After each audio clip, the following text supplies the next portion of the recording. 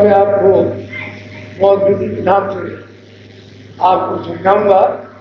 और ये भक्तों का, सच्चे भक्तों का प्रश्न है, सब जीवों के हितों के लिए, ताकि सबका हित हो और सब जीव जागे और संस्थाएं सबकी खत्म हो जाए। तो बहुत प्यार से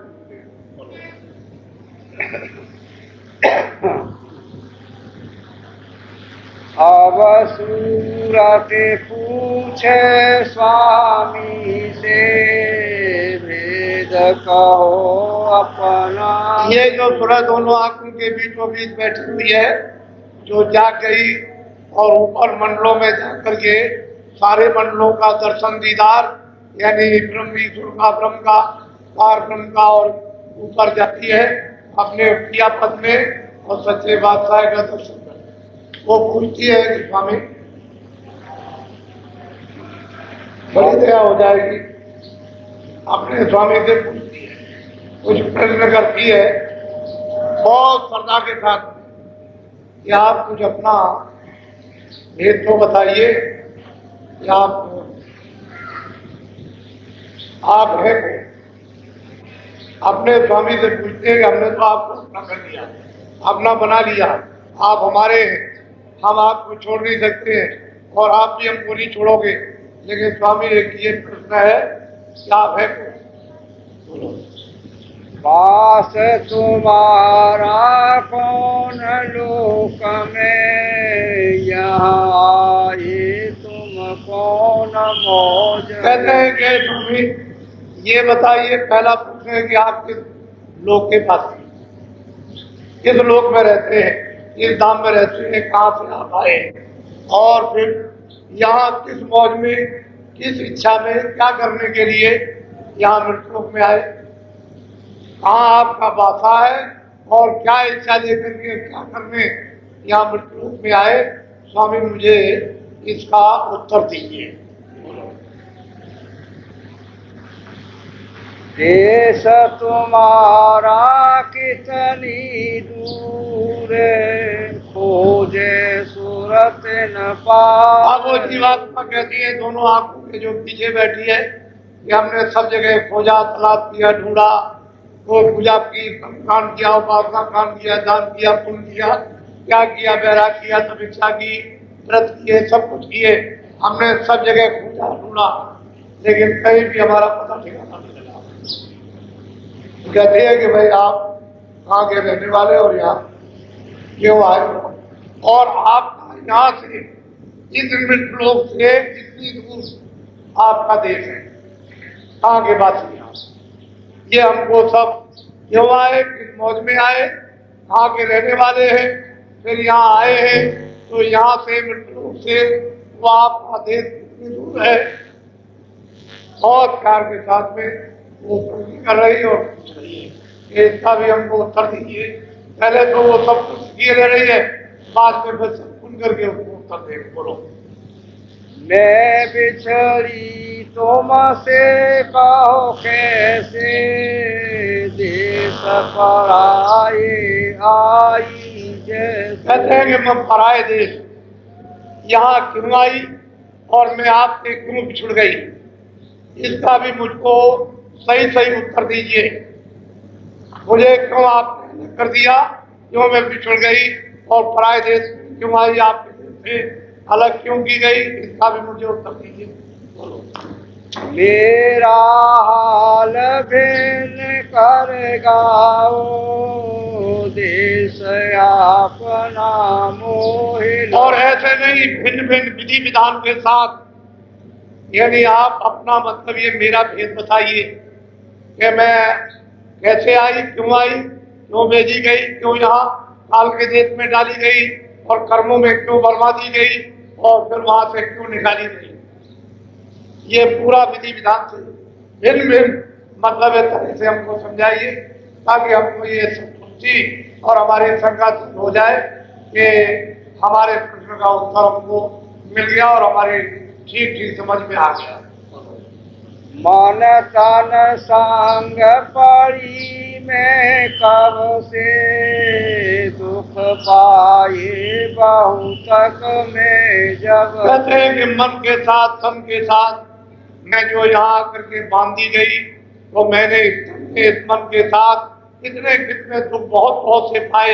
ये ऐसा क्यों मेरे साथ किया गया, क्यों इस दुख में लाया गया, क्यों तन के साथ मन के साथ बांधी गई, फिर मेरे ऊपर में ये कर्म बंधन क्यों डाल दिया गया कि ये पाप है, ये पुण्य है, और मैंने जो कुछ भी किया है और इतने दिनों से मैं भोग रहा हूँ, चिल्ला रहा हूँ, रो रहा हूँ, और मेरा कोई सहारा नहीं या उपाय करने वाला नहीं।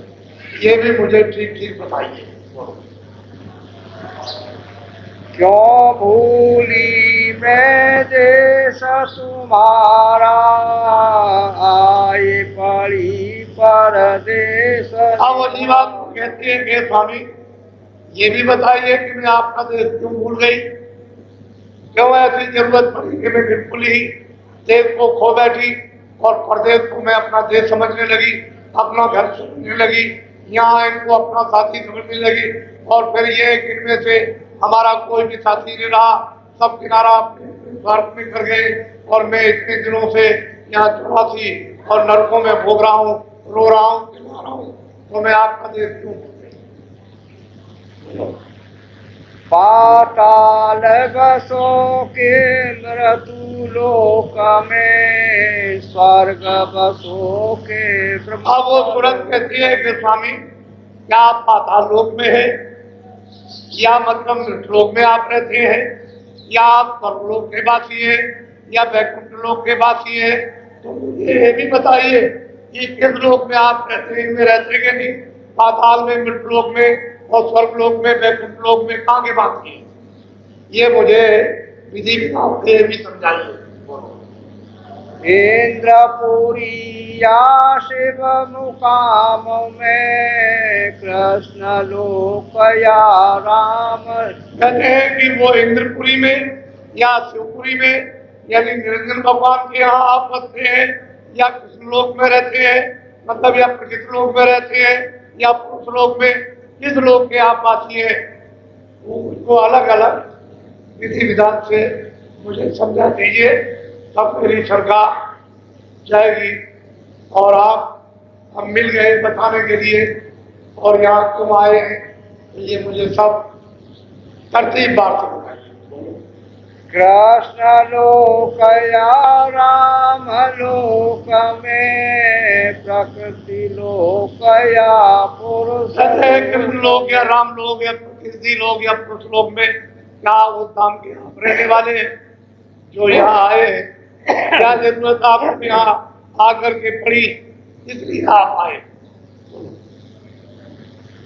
या तुम व्यापक सभी लोक में, चार खाने चरय। और वो तुरंत पूछती है कि स्वामी क्या आप सब जगह व्याप्त थे, सब लोगों में व्याप्त थे, या मतलब 84 और मतलब है कि नरकों में भी आप व्याप्त थे, किस जगह पर रहते हैं और कहाँ के रहने वाले, ये सब अलग अलग भिन्न भिन्न हमको ये विधि विधान ये हमको बताइए।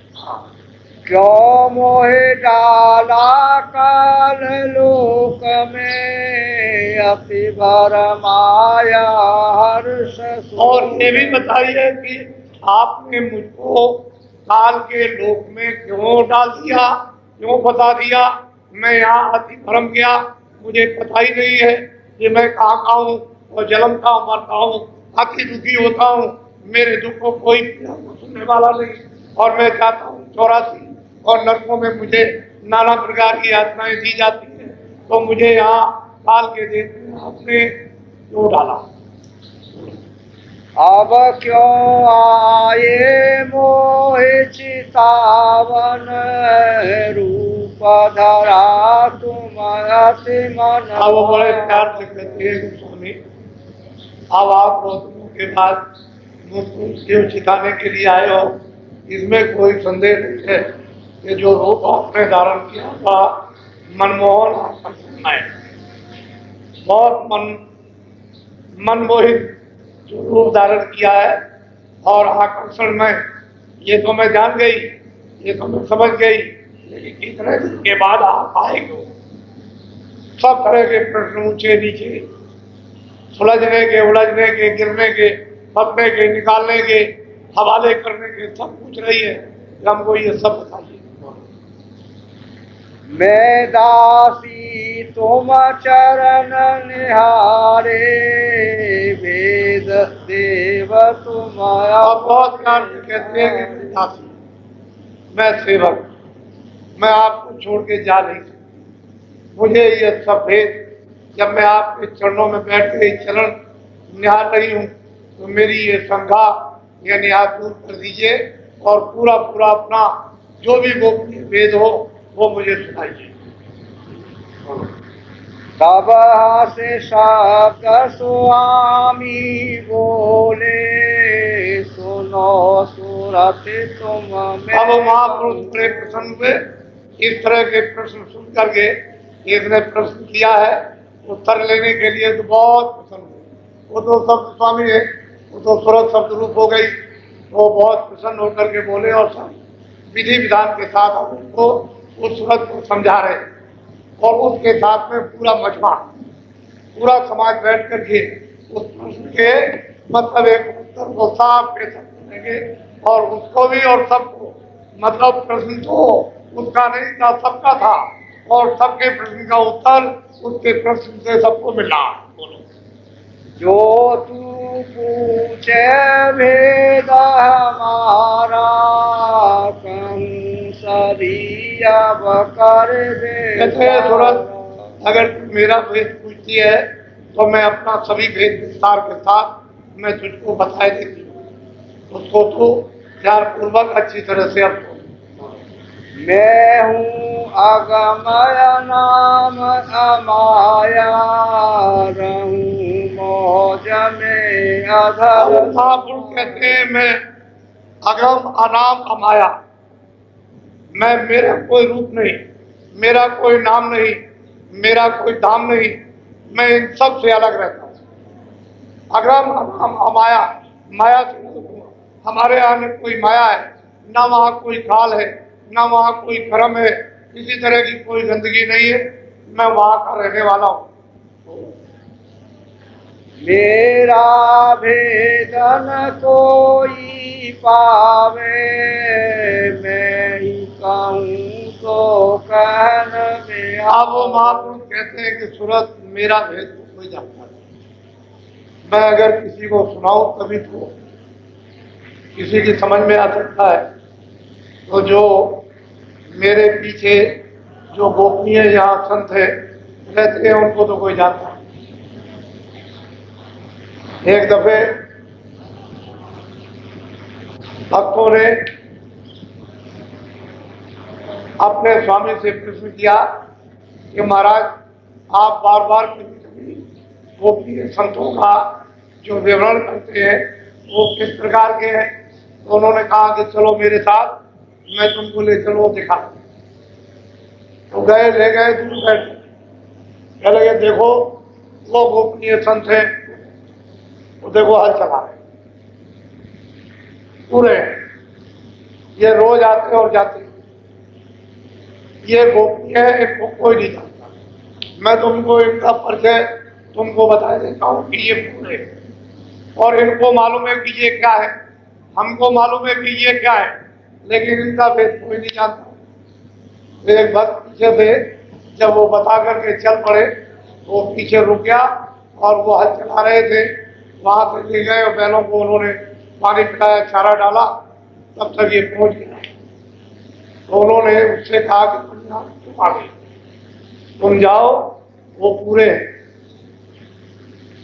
वो अधूरे नहीं, वो पूरे, और अब कभी मत आना, वो पूरे हैं, वो अधूरे नहीं है, तुम जाओ और कभी कुछ कहना नहीं, चले जाओ।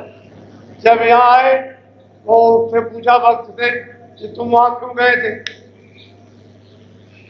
उन्होंने क्या कहा, कह लगे पूरे, तो तुम वहां क्यों चले गए। तुमको पहचान कराई थी कि जो गुप्त रहते हैं वो किस तरह से रहते हैं, इनका भेद कोई नहीं जान सकता। ये सारी अंतर मंडलों की सारी संभाल और यहाँ की सब गोपनीय करते हैं, और भक्त वत्सल बनकर ये मतलब है हर समय सब जगह ये देखा करते हैं और इस तरह से रहते हैं। इनका रहन सहन और वेशभूषा इस तरह का है कि इनको कोई नहीं पहचान सकता। सही बात है, उनको कौन जानता? ये उनको जानते हैं, वो इनको जानते हैं, और ये सब ऊपर में मिलते हैं। तो पूछती है, हे स्वामी अपना आप भेद दिखा दीजिए और विधि विधान से, ताकि हमारा ये संदेह सबका सब दूर हो जाए। तो वो कह रहे हैं कि नहीं, मैं तो मतलब ये है कि एक है अगम अनाम माया, मेरा वहाँ कोई भी भेद नहीं जानता, और मैं ही अगर कुछ कहूँगा तो किसी की कुछ समझ में आएगा, वैसे कोई नहीं जान सकता। फिर अगम रूप में धारा दूसर अलग पुरुष। अब उन्होंने बड़े विधि विधान से समझाया कि जब अनाम था, अपार था, अरूप था, तो मैंने प्रथम रूप अपना धारण किया, वो अगम। तो अगम लोग निर्माण करके यानी स्थापित करके वह अगम पुरुष को बैठा दिया। एक रूप तो हमारा, दूसरा जो है अलग रूप, वो मैंने अलग रूप धारण किया और अगम पुरुष को बैठा दिया। और तीसरा मेरा रूप है सतरूप। सतरूप को मैंने धारण किया और सतरूप में सतपुरुष को बैठा दिया। ये मेरे तीनों निज रूप है। इन तीनों लोगों में सतपुरुष, अलग पुरुष, अगम पुरुष, ये मेरे तीनों के तीनों रूप हैं। मैंने ये तीनों लोग बना करके, और कितने युग और कितने कल, जिसकी ना आज तक कभी गिनती हुई और न कभी गिनती हो सकती है, सबसे मैंने स्थापित किए, ये कर दिया, और मैं इनसे सबसे अलग। ये मेरा, इनमें मेरा पूरा रूप, और इसमें कोई किसी तरह का यानी बंधन नहीं है, किसी भी तरह का कहीं भी वैसे मात्र परमात्मा भी बंधन नहीं। ये मेरा निजी रूप है। बोलो। सत्य पुरुष में भया सत्य लोक में। तीसरा में सतपुरुष मतलब, और वो सतलोक की रचना मैंने की और वहां सतपुरुष को स्थापित कर दिया। अब ये तीनों लोग वैसे के वैसे, और वो अनामी लोग सबसे अलग है, लेकिन ये तीनों उसी अनामी पुरुष की ही ये मौत से ये तीनों लोग स्थापित किए हुए हैं, और तीनों में ये उनका रूप विराजमान, सत्पुरुष और अलग पुरुष और अनामी पुरुष अलग। इन तीनों में मेरा रूप यहाँ से उतरी का। वो कहते हैं महापुरुष, ये सूरत, इनमें मेरा तीनों में रूप है, मेरा निजी रूप, लेकिन मैंने कुछ फिर नहीं किया। सतलोक से फिर वहां से धारा नीचे चली, उधर मेरा कोई विस्तार नहीं। अब वो सतपुरुष का विस्तार करेंगे। मेरी एक रूप की एक सूरत, यानी मैंने जो सतलोक में स्थापित कर दिया है, वो मतलब ये उसका नीचे का सारा विस्तार करेंगे। मैं तो यहाँ अलग रहता हूँ। इन तीनों में मेरा रूप यहाँ से उतरी कला। सतलोक से यानी सतपुरुष से अनूप कला वहां से उतरी शब्द द्वारा। पहले शब्द जोड़ों का सतपुरुष के उस मुखारबिंद से निकला, और उसने न मालूम कितने यानी बेशुमार उसने मंडल यानी बना दिए, आकाश बना दिए, और यही से फिर उतार सतलोक में तो खजाखज सूरतें भरी हुई हैं, वहाँ एक सूरत को उतार देंगे सतपुरुष, और जगह जगह पर फिर स्थापित कर देंगे। तो पहले शब्द उधर से आया, उधर से धार सीधी चल करके आई, और यहाँ पर नीचे आकर के टिक गई, और खाली वो शब्द की धार जो है इस तरह से यानी चक्कर मार रही, ऐसे नाच रही। अब वो बहुत दिनों और मुद्दतों के बाद ये सारे के सारे आकाश बने रहेंगे उनके शब्द के द्वारा। फिर वो सूरत को देखेंगे उसी शब्द पर, तो उसका ठेका बना देंगे। ये इसका ठेका, ये महाकाल का ठेका, ये पार्वन का ठेका, ये ब्रह्म का ठेका, ये निरंजन भगवान का ठेका, ये सब बना देंगे। और उस वक्त में कोई किसी को कुछ नहीं, बस केवल इनको बैठाल कर और ये वहां बैठ करके उसी शब्द के उस ठेके पर स्थान पर और उस सब ध्यान करेंगे, एक लक्ष्य होकर के ध्यान करेंगे। उस समय पर कोई रचना नहीं, क्योंकि सूरत के बगैर उस मंडल में कोई रचना भी नहीं हो सकती है। तो ध्यान स्थित होकर के उसकी तपस्या करेंगे, जितने इच्छुक और कल्प भी जाएंगे, तब करते करते फिर कभी जाकर के सत्पुरुष सब होंगे। जहाँ तक निज कर मुझको जानो, पूरन रूप मुझे सतलोक में मैं पूरा हूँ, अलग लोक में अगम लोक में मैं अलग लोक में पूरा, आगम लोक में मैं पूरा हूँ। मेरा निज रूप है, वहाँ कोई किसी तरह की मिलोनी नहीं, और मैं अलग हूँ, मेरा इनमें रूप मुझे जाना, जहाँ कोई किसी तरह का बंधन, जो भी छोड़ते हैं वहां पहुंच जाएगी, सब स्वतंत्र सब आ जाएंगे, सर्वदा के लिए सदैव फिर लौट करके ना उनको कभी आना है ना कभी आएंगे, वो तो पहुंच गई अपने खजाने। यहाँ तक मुझको जानो, और इसके बाद ये फिर विस्तार होगा नीचे सतलोक की बात। बोलो। अंश दो सतपुरुष निकारी, ज्योति निरंजन नाम। अब जो शब्द जो उन्होंने जोर का जो धत्कार निकली थी, तो वहां पर दो सुरतें निकाली, एक माया की और एक उन्होंने ज्योति और एक उन्होंने पुरुष। तो आज्ञा मां शक्ति ज्योति हो गई और निरंजन भगवान पुरुष हो गए। इनको ऊपर से निकाल दिया और शब्द के द्वारा नीचे उतार दिया, क्योंकि शब्द नहीं होगा तो नीचे डोरी नहीं होगी तो टिकेंगे कहाँ, टिकने की कोई जगह ही नहीं है। तो बस उसी डोरी पर उतार करके और सहज कमल में और वहां एक ठेका बनाकर और नीचे आकर के चरण कमल रोक दिया और दोनों को इनको उतारा, एक तो मतलब ये ज्योति रूप में, एक पुरुष रूप में, और सहजल कमल में आकर के बैठा दिया। दोनों आकर के अलग अलग रूप में, एक मायावी रूप, एक भूत का रूप। बोलो। यह दो कला उतर कर आई, जंजरी दीप में आन। अब वो कहते हैं कि वो कौन सा दीप है, जंजरी दीप, उसमें आकर के दोनों कलाएं वहां आकर के इनको बैठा दिया गया कि तुम दोनों के दोनों यहाँ इसी जगह पर, और तुमको अब सख्त लोग देश से निकाला जाता है। तो ये आकर के वो जंजीर द्वीप में सहजल कमल में वहां आकर के बैठा दिया। बोलो। तीन लोक में रहूं न्यारा, में मैं तीन लोक से अलग, मैं ना मृतलोक में हूँ, ना मैं पाताल लोक में हूँ, ना मैं स्वर्ग वैकुंठ लोक में हूँ, ना मैं जंजीर लोक में हूँ, ना मैं लोक में हूँ। मैं इन सब से परे रहता हूँ। वो बहुत प्यार से सूरत को समझा रहे, मैं इसमें किसी में नहीं रहता हूँ, सबसे अलग है मेरा देश। तीन लोक एक बूंद पसारा, सेंध रूप है अगम। अब वो कहते हैं कि तीन लोक में एक हमारी यानी निकाली हुई एक बूंद रहती है, एक बूंद के रूप में सूरत यानी जंगली द्वीप सहजल कमल में ये वहां आकर के टिका दी गई।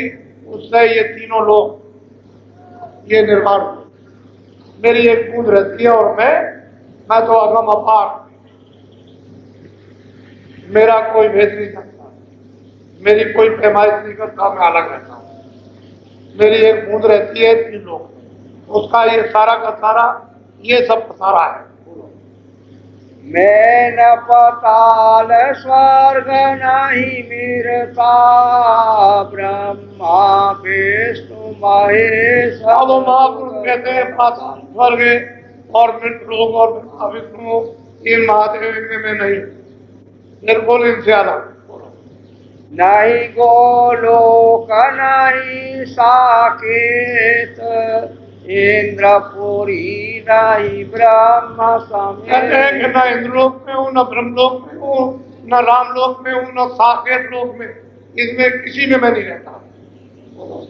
तीन लोक व्यापक में नहीं बोल एक में। और वो कहते हैं कि तुरंत ने पूछा था क्या आप व्यापक रूप से सब जगह, तो उन्होंने कहा मैं व्यापक रूप से भी यानी कहीं भी नहीं रहता हूँ और इन लोगों में भी कहीं नहीं रहता हूँ, मैं तो इन सब से परे हूँ, इसमें मेरी एक बूंद एक तुरंत मेरी रहती है। बोलो। उसी बूंद का सकल पसारा वेदता एक ब्रह्म कहते हैं अपार। उसी बूंद का ये सारा का सारा ये ब्रह्मांड तीनों लोगों का ये सारा पसारा है और उसी को लोग क्या कहते हैं अपार। जो बूंद की रचना है उसको आप अपार कहो और सिंधु है और महासागर अपार वो तो अलग हो गया, उसे तो कोई जानता नहीं। अब वो खुद आकर के सुरतों को अपना भेद बता रहे और मालिक का पता और ठिकाना, और ये बता रहे कि मैं कहीं नहीं रहता हूँ, ना मेरा व्यापक रूप है, मैं तो एक बूंद मेरी वहां रहती है, उसका ये सकल सारा का सारा ये पसारा है, मैं इन सबसे अलग हूँ। वेदांती आए ब्रह्म बखाने सिद्धांती आए सोत पुकार। कहते हैं कि वेदांती कोई कहता है ईश्वर है, कोई कहता है ब्रह्म है, कोई कहता है प्रकृति है, कोई कहता है माया है। इस तरह से लोग जो है वो उस समय पर वर्णन करते हैं, क्योंकि मेरा वेद तो उस समय पर खुला नहीं गया था, तो किसी ने कुछ ऊपर का बताया भी नहीं कि भाई ऊपर में कुछ है, तो यही लोग यही उपासना करते हैं और इसी को अनुमान से कहते हैं कि ऐसा होगा ऐसा होगा। वो व्यापक है, उसका नाम नहीं, उसका रूप नहीं है, वो मतलब ये क्या रूप है, लेकिन ऐसा नहीं। अगर रूप नहीं होगा तो नाम से रूप है, नाम मात्र। जब नाम है रूप है तो स्थान होना चाहिए, जब नाम रूप स्थान है तो उसकी आवाज होनी चाहिए, नहीं तो फिर कैसे निर्माण कैसे होगा, यानी रचना कैसे होगी। तो इसलिए आवाज क्यों, क्योंकि रचना करने में बोलेगा, और अगर हम लोग न बोले तो यहाँ कोई भी रचना इन कारखानों की और इन मकानों की सामान की नहीं हो सकती है।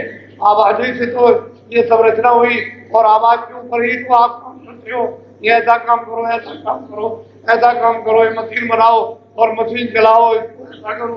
तो इसलिए शब्द की ही सब जगह, यहाँ वो शब्द गुप्त है, जड़ता में है, और वहाँ शब्द चेतन का, वो चेतन रचना अलग है और वो अद्भुत रचना। ये रचना जो है जड़ और चेतन। तो कहते हैं मेरी बूंद एक रहती है, बड़े बड़े वेदांती और योगी इसी को कह करके अपार और वेद क्या ये कह करके थक गए, लेकिन मेरा वेद इनमें से किसी ने नहीं जाना, मेरी एक बूंद वहां पर रहती है, उसी ने ये सकल यानी सारा का सारा पसारा किया। इसके आगे भेद न पाया सतगुरु बिन उन दो कहते हैं कि किसी को ये भेद इसके आगे का नहीं मिला, और सदगुरु महापुरुषों के संतों के बगैर सब धोखा खा जाएंगे कि उनको पता ही नहीं है कि मैं कहाँ से आई। जब सुरतों का हाल ही किसी को मालूम नहीं है, तो असल में बात यह है कि सत्पुरुष ने नीचे अपने इच्छा मर्जी मौत जो नीचे की रचना की है, वो मतलब ये है कि ऊपर यानी ठेका बना करके स्थानों पर और इन सुरतों को बैठा करके, यानी मतलब ये है कि तपस्या कराई, और इन्होंने तप करने के बाद जब प्रसन्न कर लिया सत्पुरुष को, तो उन्होंने वरदान मांग लिया। उन्होंने कहा भाई तुम क्या चाहते हो, तुम्हारे ध्यान से, तुम्हारी तपस्या से, इस भक्ति से हम प्रसन्न हो गए, ठीक है हमने निकाल दिया, लेकिन अब आप खुश हो गए, अब आप चाहते क्या। तो उन्होंने कहा जैसा सतलोक में आपका राग है उसी तरह का अपना राग है। तो ये बात मानी हुई है, इस बगैर की बातों की रचना कभी किसी मंडल पर हो ही नहीं सकती है। अगर यहाँ पर जीवात्माएं चर जीव जंतुओं में और मनुष्यों में न रहे तो यहाँ कोई रचना कोई काम हो नहीं सकता। क्यों? मनुष्य शरीर रहेगा नहीं, जानवर शरीर रहेंगे नहीं, पंछी शरीर रहेंगे नहीं, कीड़े मकोड़े के रहेंगे नहीं। जब शरीर कोई रहेगा तो काम काज कैसे होगा? फिर कोई रचना नहीं होगी। सोचते जाओ, जो शरीरों में बंधन में जब रहेगी तभी रचना बैठेगी। तो उनको उन्होंने प्रसन्न होकर के यो मत अच्छा हमने तुमको दिया। अब वो प्रसन्न होकर के रचना करने के लिए सुरतों का भंडार, फिर ये सुरतें जब भेजी जाएगी तो ऐसे भंडार नहीं भेजा जाएगा कि सीधी चली जाओ। उनके लिए भी कितने युग और कितने कल्प यानी अनगिनत दिन बीत जाएंगे, तब धीरे धीरे उनको नीचे उतारा जाएगा।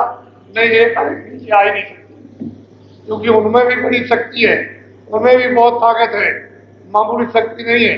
वो हुक्म से उतरेगी, आदेश से नीचे उतरेगी। ये मालिक की सतपुरुष की क्या मर्जी है, क्या इच्छा है, उस मर्जी और मौज को उन्हें कबूल करना पड़ेगा। फिर नीचे धीरे धीरे उतर के आएंगे, ठेके से उतरेगी, रुकी रहेगी। वहाँ का आनंद विलास के बाद फिर मर्जी होगी तो नीचे फिर उतरेगी। फिर उसके बाद 100 दिनों तक वो रस और आनंद लेगी और फिर उनकी मर्जी होगी थोड़ी सी फिर उतरेगी, क्योंकि वहाँ तो सबको स्वतंत्रता है, कोई बंधन तो नहीं है। फिर जब नीचे आएंगी, जब ब्रह्म स्थान पर जब आएंगी तो उनको एक झिल्ली बारीक, एक कपड़ा जैसा, एक पर्दा जैसा बहुत बारीक होगा, यानी अनुमान को होगा कि कोई कपड़ा आया था छाया के रूप में आया। वो तो उस दृष्टि से, ज्ञान दृष्टि से उसका कौन होगा, एक छाया के रूप में प्रकाश में एक पर्दा जैसा फेंका गया। तो वो किस चीज का पर्दा होगा? शब्द स्पर्श रूप रस, इसका एक पर्दा जीवात्माओं के भंडार पर फेंक दिया।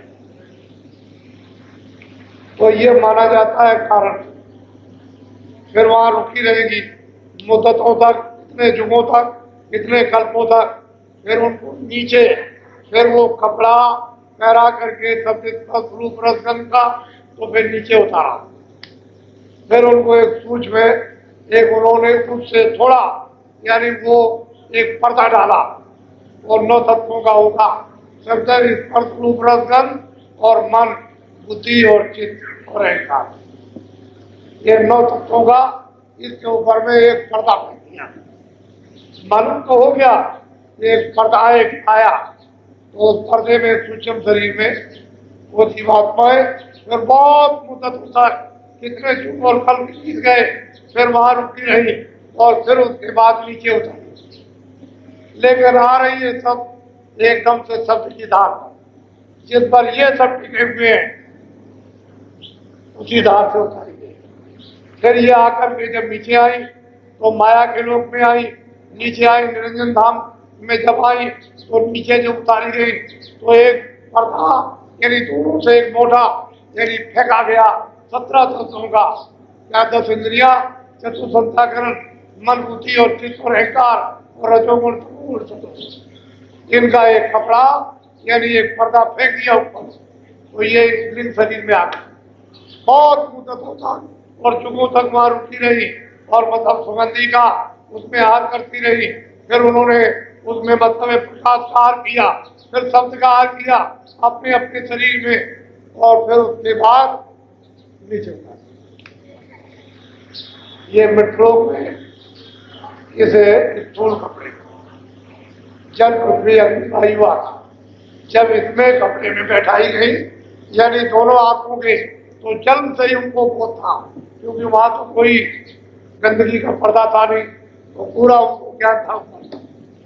जन्म लिए तो सच जोगी सब विज्ञानी और कल और ध्यान करे सब प्राणी, सब के सब जोगी विज्ञानी, बच्चे बच्चियां सब के सब, और 1 लाख की आयु सचुग में इन्हीं मनुष्य, और आते थे जाते थे आते थे, यानी फिर भी किसी तरह का कोई बंधन यानी नहीं था, कोई पर्दा नहीं था। फौरन मतलब ये स्थूल शरीर छोड़ा, लिंग छोड़ा, सूक्ष्म छोड़ा, कारण छोड़ा और निकलती चली गई। और वहां मतलब ये फिर उठा, जब देखा ये सब वापस जाए। तो ये सब जो हमने तपस्या की है, मेरे दिन भगवान ने सोचा कि हमारी बेकार हो जाएगी, जो हमको भंडार मिला है ये सब रूहें और सुनते वापिस अपने पद में अपने घर में चली जाएगी, तो फिर तो हमारा ये सब खेल बेकार हो गया। तो इन्होंने फौरन अपनी शक्तियों को ब्रह्मा विष्णु महादेव को पैदा किया और पैदा करने के बाद तपस्या का आदेश दिया, ये सब करने चले गए। जब समाधि लगाई तो फौरन को समाधि में अपनी आकाशवाणी सुनाई थी कि अब देखो तुम इसको सुनो और तुम विधान बनाओ। 4 वेद तो इन्होंने पूरा बना। अब इनको बेचारी जीवात्माओं को क्या मालूम है कि विधान बनाकर और इनको सुना दिया जाएगा कि भाई तुमको अधिकार दे दिया, अच्छा भी अब करो, बुरा करोगे तुमको भोगना पड़ेगा। असल में कभी अच्छा कभी बुरा। फिर जब आप उसमें भी कितने दुख और कितने कल्प बीत गए, ऐसे जल्दी अच्छे बुरे में लोग नहीं फंसते हैं। वो तो बहुत बहुत मुद्दतों के बाद फिर इस अच्छे बुरे कर्मों के बंधन में फिर आए। तो धीरे से 4 खाने 84 अर्थात नरक, ये सब उन्होंने बनाकर तैयार किए। और धीरे धीरे उनको फिर मतलब ये 1 लाख 20 लाख और 30 लाख इस तरह से उनको देने लगे कि अच्छे कर्मों से जो पुण्य कर्म है उनको 1 यानी 20 लाख दे दिया, फिर उनको 1 लाख, फिर उनको 30 लाख, इस तरह से, और फिर 4था क्लास नीचे धीरे धीरे उतरते उतरते। अब महापुरुष कहते हैं कि असली तो रचना इस तरह से। फिर क्या कहते हैं जरा सुनिया। जितने मत है जग के माही, इसी बूंद को। अब वो बहुत प्यार से महापुरुष स्वरूप को समझाते हैं कि जितने भी मत है ये सब किसी बूंद को कहते हैं। सिंध को इनको पता नहीं है कि सिंध कैसा है, उसी बूंद को मानते हैं और उस बूंद के पास भी नहीं जा सकते। उसके भी जाने के लिए बड़े कठोर साधन रखे। इन साधनों को जब वे पार करता हुआ आएगा तब मेरे पास आएगा, न वो साधन कर सकेगा। वहाँ तमाम विघ्न और बाधाएं उन्होंने खड़ी करती है, तो नीचे के नीचे रह जाएंगे। इसी बूंद को सिंध कहते हैं। बूंद और सिंध अलग है। जो मेरी एक बूंद है उसी को ये लोग चिल्लाते हैं सिंध। बोलो सिंध असल रायन से न्यारा, वेद कपिवन का। और महापुरुष कहते हैं कि सिंध जो है इस कुंड से बिल्कुल अलग है। उनका ये सगल पसारा जो है इससे वो अलग रहता है, लेकिन क्या करें न जानने के कारण। अरे भाई मेट को मालिक कहा जाए, जब मालिक नहीं मिलेगा, सेठ नहीं मिलेगा, तो मैनेजर को ही लोग सेठ कहते हैं। अरे भाई जब मतलब वो नहीं मिलेगा तो देवी देवताओं को भी कहते हैं यही मालिक है, यही भगवान है, यही ईश्वर है, यही सब कुछ है। उनको ये भी पता नहीं है कि देवी देवता किसने पैदा किए, ये भी नहीं मालूम है कि ब्रह्मा विष्णु महादेव का कौन पिता है, ये भी पता नहीं है कि आद्या महाशक्ति किसकी अर्धांगिनी है, कुछ नहीं मालूम। इसी को मान करके मैं अलग ब्रह्मादिक सब वेद भुलाए, ऋषि मुनि कर्म भरम। ऋषि मुनि ये तो कर्म भरम में उलझी गए, लेकिन तुमको वेदवाणी सुनाई दी थी और उसका साक्षात्कार नहीं हुआ था ब्रह्मा को, ब्रह्मा जी के पिताजी का, वो भी नहीं कर पाए।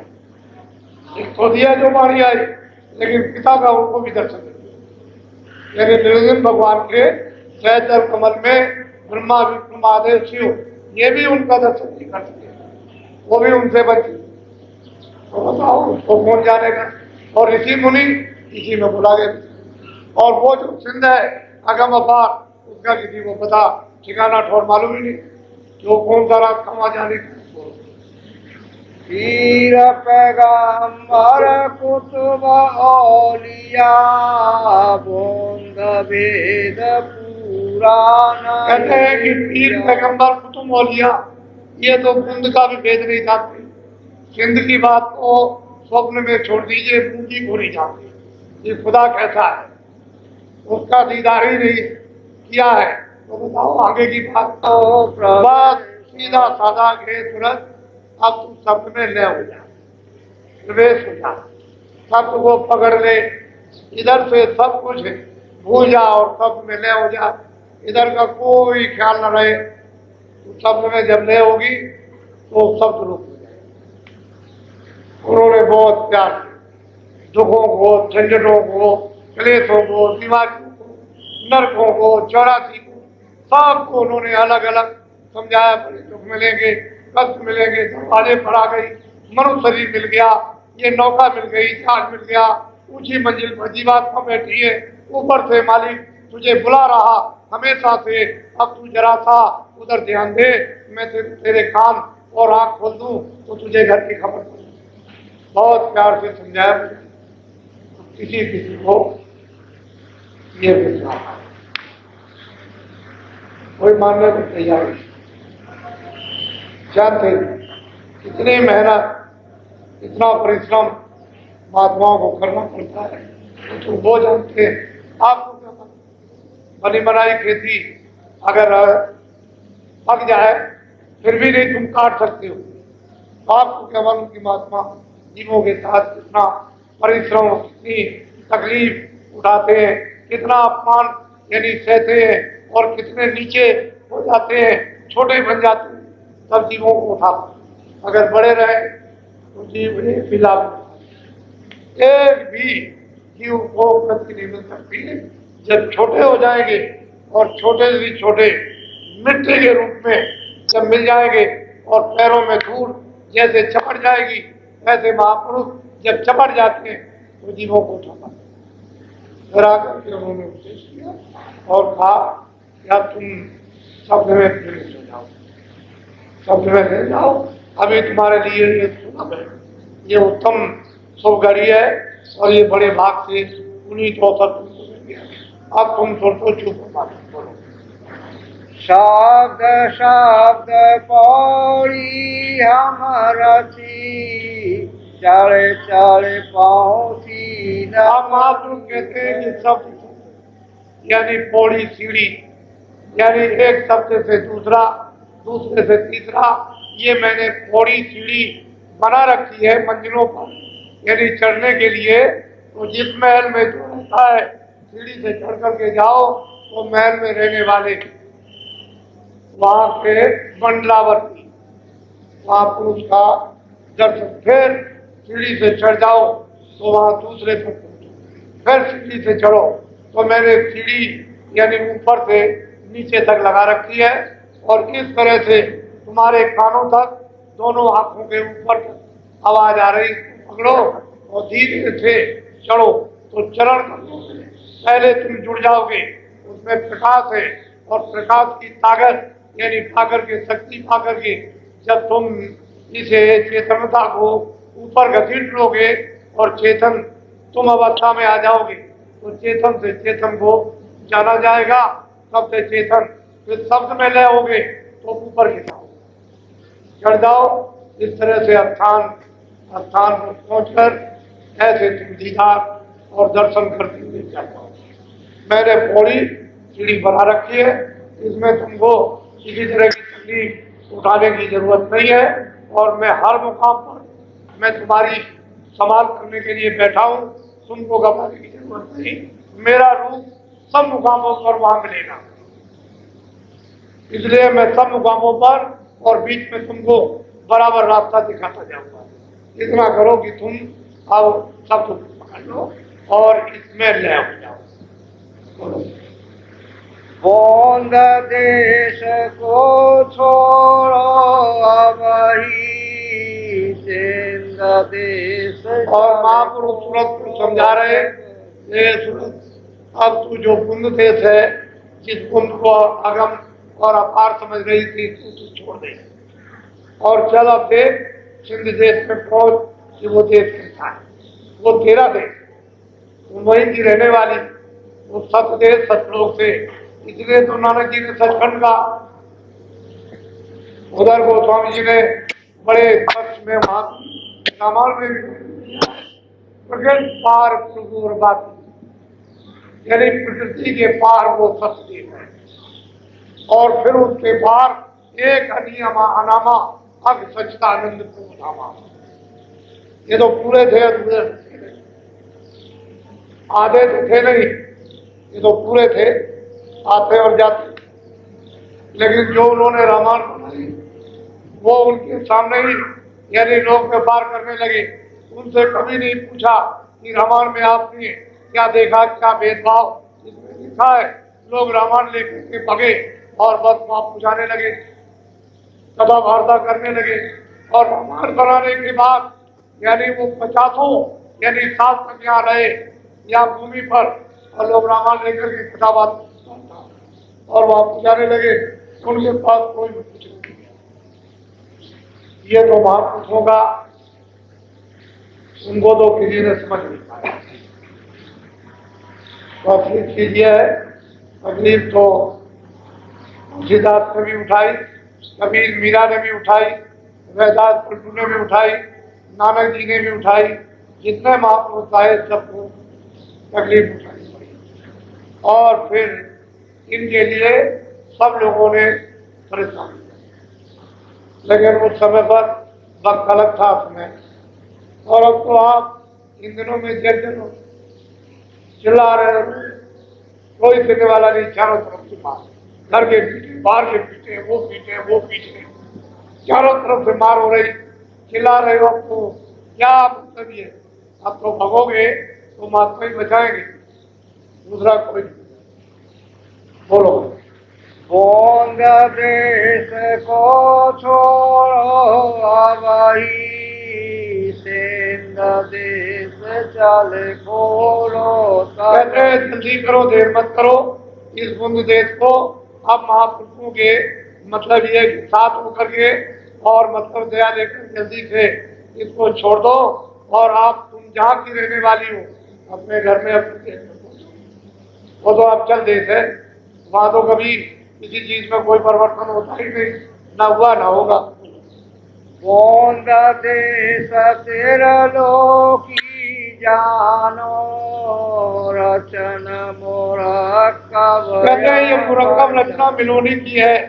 ये मतलब कारण रचना, सूक्ष्म रचना और लिंग रचना और स्थूल रचना, ये जो बुंद जो हमारी एक रहती है, इसकी ये समझो कि ये त्रिलोकी की मालिक है। ये है एक बूंद, उसमें ये त्रिलोकी और तुम्हारा घर तो इससे परे। देखिए जीवों को जाने के लिए तो रास्ता उसने रखा, लेकिन जिस बुंद का जिसका 3 लोग का पसारा है उसको सत्य से निकाल, ये वहां नहीं जा सकते। लेकिन इसके अधीन जो जीवात्माएं चराचर यानी 84 नरकों में, नाना बात की जंतु में जो अपनी सजा पा रही है, इनके लिए तो माफी रखी है, ये तो चली जाएगी। लेकिन इनको देश निकाला कर, ये नहीं करता। तो कहते हैं भाई ये तो हमारी खून, इसमें तो ये मिलोनी मुरक्कब, ये मिलोनी की प्रकृति, मतलब ये है कि जड़ चेतन की इसमें मिलोनी करके रचना की है। और तुम्हारा देश तो शुद्ध है और साफ है, वहां तो कोई मिलोनी है नहीं, किसी भी तत्व की मिलोनी नहीं। वहां तुम ही तुम हो और हम ही हमें, हम तुम में तुम हम में, वहां कोई मिलोनी किसी तरह की नहीं। जो तुम में ताकत वो हम में, जो हम में ताकत तुम में, जो हमारा रूप तुम में, तुम्हारा रूप हम में, वहां कोई मिलोनी नहीं। बोलो। मुखरद रचना तुम्हारे देश, साथ साथ जहाँ साथ कहते हैं कि यानी मिलोन से रहित वो रचना जो स्वच्छ और साफ और निर्विघ्न और मतलब ये कि स्वतंत्र है, वो तो तुम्हारे देश। वहां तुम चलो, देखो वहां की हस्ती और ताकत को देखो, कि किस तरह की वहाँ की रचना है।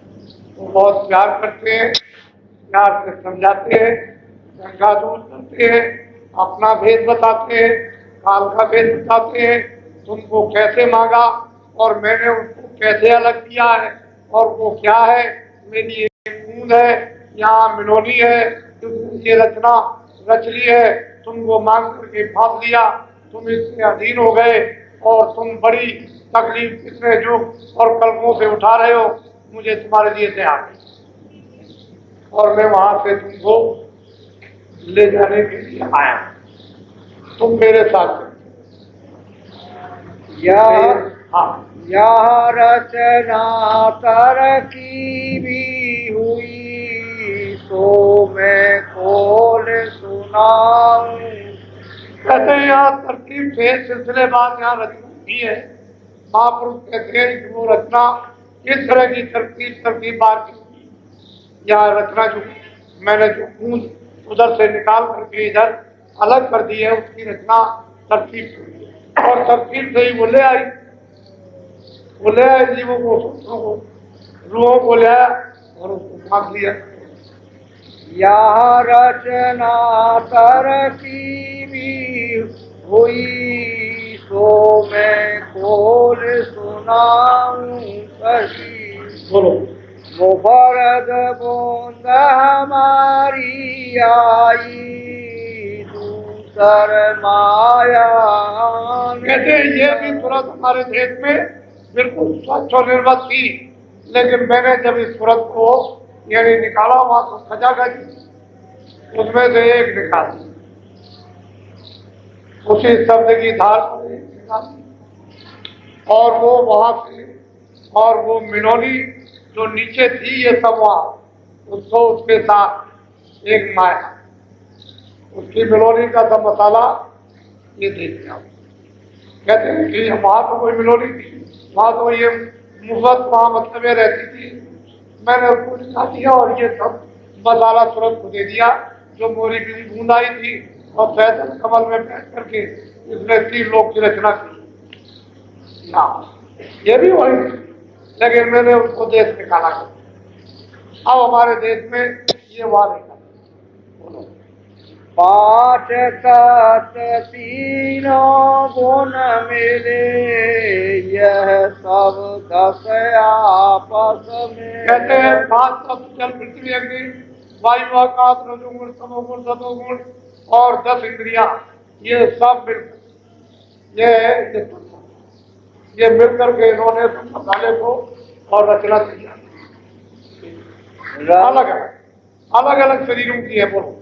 रल मिल कर इन रचना ठानी तीन लोक चारों। कहते हैं रल मिल करके मिला जुला कर मसाले को और रचना उन्होंने की, स्थापित कर ली और 484 योनियां उन्होंने इसी मसाले से